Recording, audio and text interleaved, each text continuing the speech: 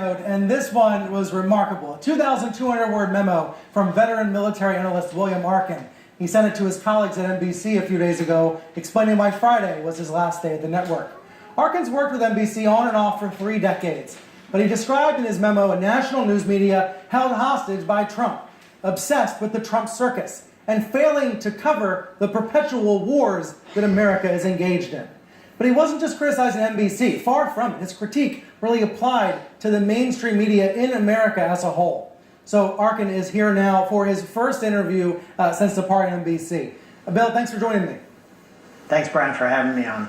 I don't want to summarize the memo anymore because I want to hear from you directly. I think what you're bringing up that's most important is the way the American news media does or does not cover the forever wars that we are engaged in. What do we need to do differently? Well, we need to have Trump-free days. We need to have actual investigative correspondents working on actual investigations. We need to have some courage to criticize the military and criticize the national security community.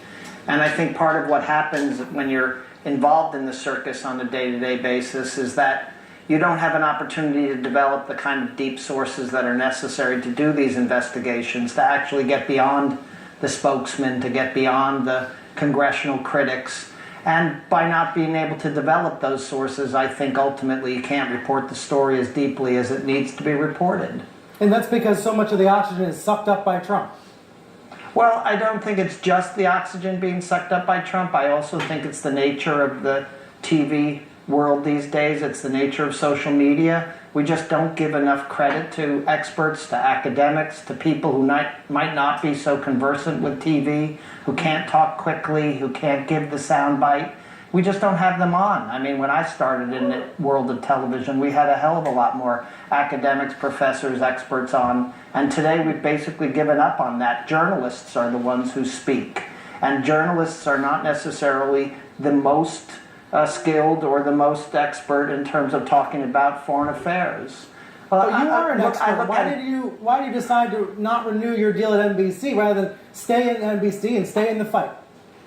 In 2016, during the presidential campaign, I contributed to about 4 dozen stories that were on nightly news and the Today Show dealing with Russian interference in the elections. In 2017, I had a fifth of that number of stories approved. Management decisions, the need to cover the horse race, the immediate investigations just fell to the wayside. And I needed to go and do something else. Look, I am concerned about the world. I'm concerned about the status of our national security. I just don't believe that Donald Trump is the complete and utter story behind it. The national security community itself has gotten stronger and has gained strength under Donald Trump. And part of our responsibility as journalists is to cover the government, not just the president.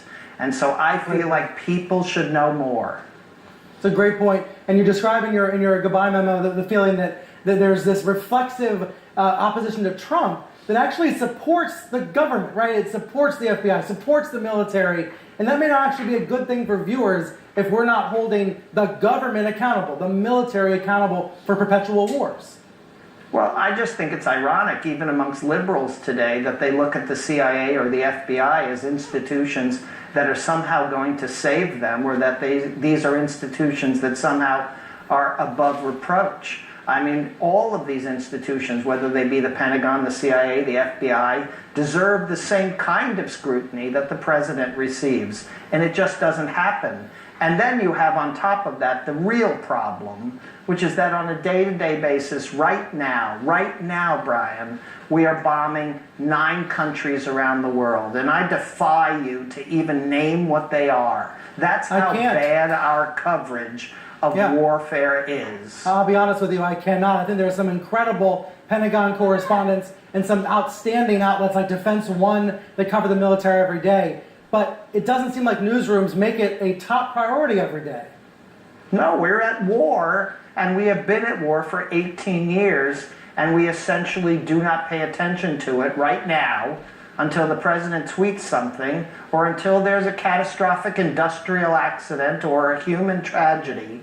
But on a day-to-day basis, we're spending hundreds of billions of dollars, and we are mucking around in all parts of the world.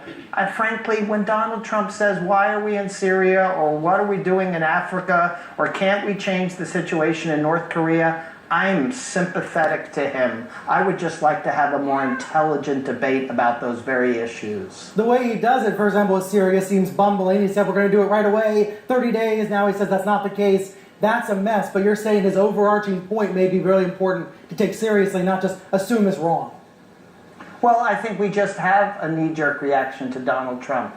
In the case of Syria and James Mattis's resignation as Secretary of Defense, the immediate response was protocol was broken. It wasn't done in the right way. The contract didn't have all the right words in it. The president didn't give the proper notification of the allies, et cetera, et cetera. Yes, okay. The guy just does not know how to sit down at the table in the right way. We all know that by now. But the truth of the matter is most Americans couldn't articulate if for their life why we're in Syria or what we're accomplishing there. And so I think that the fact that the president brings it up and that even the Secretary of Defense says he is resigning because of Syria, it's like, no, I don't really believe it anymore. I want deeper reporting to understand what's really going on here. Trump did the wrong thing in not consulting with the allies, in not listening to his advisors. I accept that. But at the same time, I want deep reporting to understand the issues.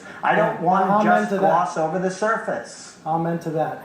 William Arkin, thank you so much for being here. Great talking with you. And that's all for this edition of Reliable.